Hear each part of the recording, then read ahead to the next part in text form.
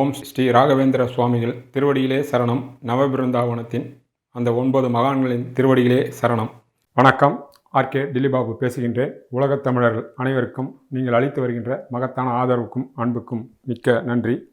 நாம் இன்று பார்க்க இருப்பது மே மாதத்தினுடைய பலன்களாகும். விருச்சிக ராசிக்கு மே மாத பலன்களை பார்க்கலாம். உங்களுடைய ராசிநாதன் ஆரம்பத்திலே 5லே சனியுடன் சேர்ந்திருக்கின்றார். அதனால் 11ஆம் தேதி வரை எதிலும் நீங்கள் கவனமாக இருக்க வேண்டும். கூடுமளவு சனி செவ்வாய் சேர்க்கை சங்கடங்களை தரும். அதில் ராசிநாதனாகவோ லக்னநாதனாகவோ செவ்வாயோ சனியாக இருந்தால் பெரிய பாதிப்பு இருக்காது. இருந்தாலும் சனியுடன் சேர்ந்து செவ்வாய் குரு வீட்டில் இருப்பதினால் எடுத்தோம் ஒரு வேலையை முடித்தோம் என்பதில் முடியாமல் தங்கும் தடையாக இழுபறியாக இருக்கும். அதனால் எதிலும் நீங்கள் நிதானத்தை கடைபிடிக்க வேண்டும். யாரையும் நீங்கள் முழுமையாக நம்பிவிடக்கூடாது. உடல்நலத்திலும் சற்று கூடுதலான கவனத்தை செலுத்த வேண்டும். எல்லா வகையிலும் நீங்கள் எச்சரிக்கையாக 11ஆம் தேதி வரை இருக்க வேண்டும் என்பதே உங்களுடைய விருச்சிக ராசிக்கும் 1ஆம் வீட்டு பலன் மிக தெளிவாக தெரிவிக்கின்ற விஷயங்களாகும். 11ஆம் தேதிக்கு பிறகு அவர் 6லே மாறுவார். 6லே மாறினாலும் அவர் மேஷத்தில் ஆட்சி பெறுவார். ராசிநாதன் 6லே இருந்தாலும் தோஷமில்லை. அவர் 6லே ஆட்சி அடைகின்றார். ராசிநாதனும் செவ்வாய் 6 கூடியவரும் செவ்வாய் என்பதால் எந்த விதமான சங்கடம் இருக்காது. அவர் 6லே ஆட்சி பெற்ற பிறகு போட்டியும் போராமையும் மறைமுகமான எதிர்ப்பும் அல்லது நேரடியான எதிர்ப்பும் இருக்கும்.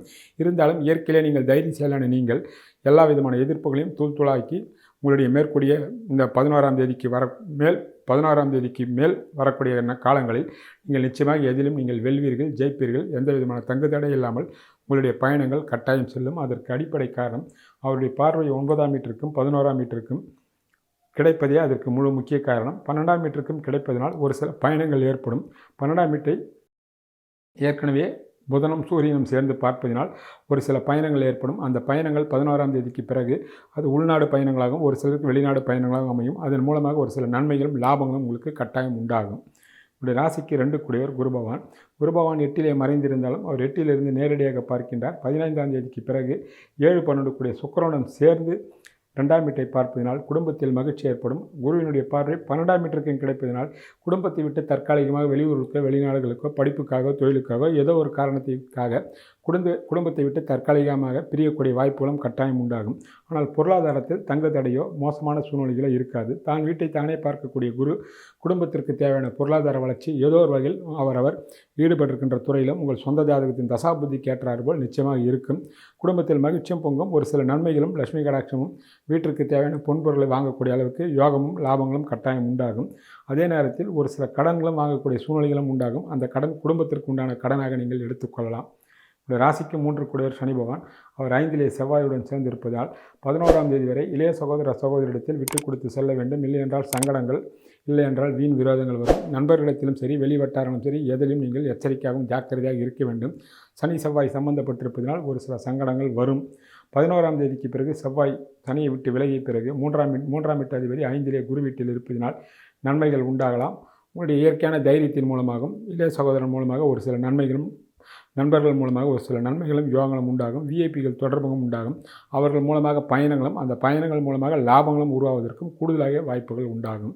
இப்படி ராசிக்கு 4 கூடியவர் சனி 4லே ராகும் குருவினுடைய பார்வை இருப்பதினால் 4ஆம் வீட்டு அதிபதி 5லே சனி செவ்வாய் சம்பந்தப்பட்டிருப்பதினால் நிச்சயமாக 11ஆம் தேதி வரை உடல் ஆரோக்கியத்தில் கவனம், தாயினுடைய உடல் நலத்தில் கவனம், படிக்கின்ற மாணவர்கள் கல்வியில் கவனம், கல்வி சிதறாமல் இருக்க வேண்டும்.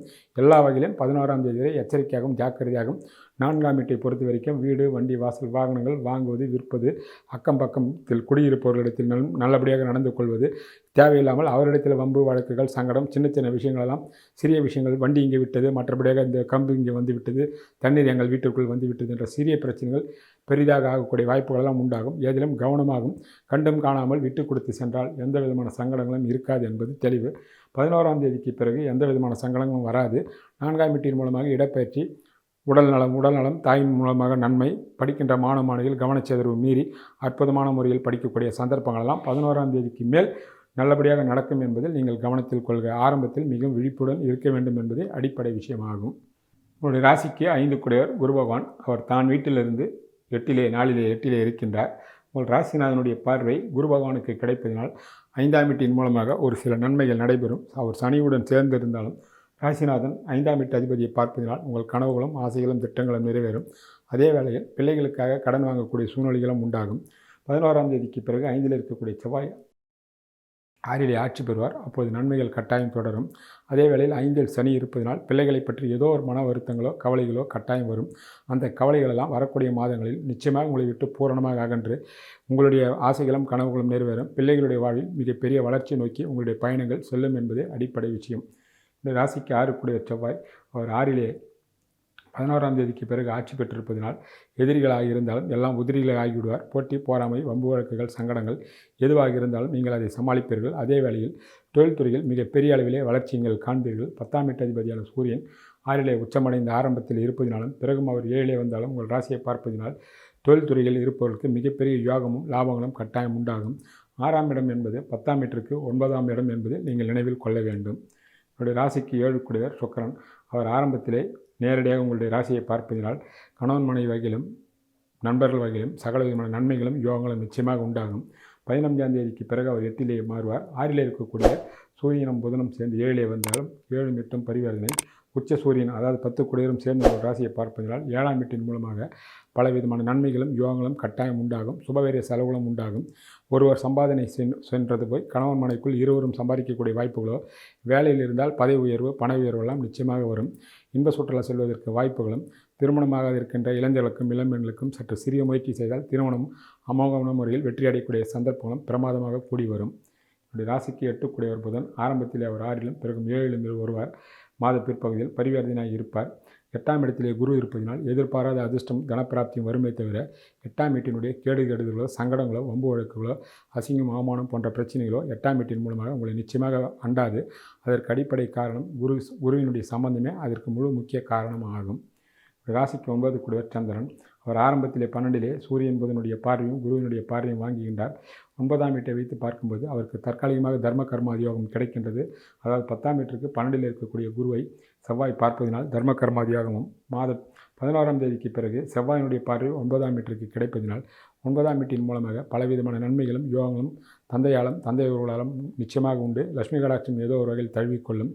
பயணங்களும் உண்டாகும். ஒரு சில பயணங்கள் சுப பயன்களாகவும் ஆன்மீக சம்பந்தமான பயன்களாகவும் கட்டாயம் அமையும். சுபவீரியங்களும் ஆகும். அது அத்தனையும் கடன் வாங்கக்கூடிய சூழ்நிலைகள் வந்தாலும் அத்தனையும் சுப செலவுகளாகவும் சுபவீரியங்களாகவே கட்டாயம் இருக்கும். இப்படி ராசிக்கு 10 சூரியன் அவர் 6லே உச்சமடைந்து 15ஆம் தேதிக்கு பிறகு 7லே வருவார். தான் வீட்டிலிருந்து அவர் 10லே வருவார். 10லே கேது இருந்தாலும் தொழில்துறையில் இருப்பவர்களுக்கு மிகப்பெரிய லாபமும் யோகமும் கட்டாயம் உண்டாகும். பணியில் இருப்பவர்களுக்கு அதிகமான பளுச்சுமை வேலைச்சுமை இருக்கும். ஆனாலும் அதற்குண்டான பதவி உயர்வும் பண உயர்வும் கட்டாயம் வரும். நிச்சயமாக அதிகமாக பளுச்சுமை இருப்பதனால் உடல் நலத்தில் நீங்கள் சற்று கூடுதலான அக்கறை செலுத்த வேண்டும் என்பதும் கவனத்தில் கொள்ளுங்கள். உடைய ராசிக்கு 11 புதனாகின்றார். 11ஆம் வீட்டை ஆரம்பத்தில் சனி செவ்வாய் பார்ப்பதனால் மூத்த சகோதர வகையில் விட்டு கொடுத்து செல்ல வேண்டும். இல்லை என்றால் தேவையற்ற பிரச்சனைகளும் சங்கடங்களும் வரும் என்பதில் கவனத்தில் கொள்க. 11ஆம் வீட்டு அதிபதி ஆரம்பத்தில் 6லும் பிறகும் அவர் 7லும் பரிவர்த்தனை யோகமாக இருப்பதனால் மாத பிற்பகுதியில் எடுத்த காரியங்கள் பெரிய அளவில் வெற்றியும் லாபங்களும் உங்கள் கனவுகளும் ஆசைகளும் நிறைவேறும். மூத்த சகோதர வகையில் எல்லா விதமான நன்மைகளும் ஒற்றுமையும் உங்களுக்கு கட்டாயம் கை கொடுக்கும்.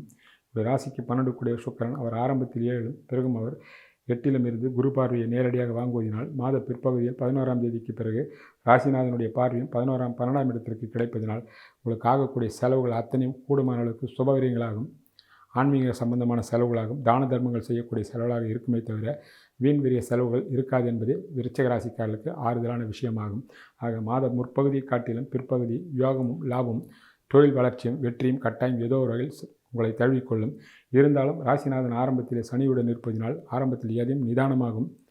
ஒரு தடவைக்கு 2 தடவை சிந்தித்து செயல்பட வேண்டும் என்பதை நினைவில் கொள்ளுங்கள். இந்த மாதத்திற்குண்டான தெய்வ வழிபாட்டினை பார்ப்போம். முருகப்பெருமானையும் லட்சுமி நரசிம்மரையும் வணங்கினால் கைமேல் பலன் உண்டு.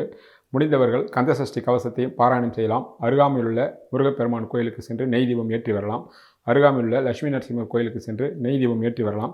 சுந்தரகாண்டத்தை படிப்பதனால் கைமேல் பலன்கள் உண்டாகும். வெளிநாட்டில் உள்ள தமிழர்களும் இதே தெய்வ வழிபாட்டினை பயன்படுத்தி கொள்ளலாம். நீங்கள் குரு பயிற்சி பலனை நாங்கள் விட்டிருக்கின்றோம். பார்க்காத நண்பர்கள் குரு பயிற்சி பலனை பார்த்து பயனடையுங்கள். உங்கள் நண்பர்களுக்கும் ஷேர் செய்யலாம். சப்ஸ்கிரைப் செய்யாத நண்பர்கள் சப்ஸ்கிரைப் செய்து கொள்ளலாம். நன்றி, வணக்கம்.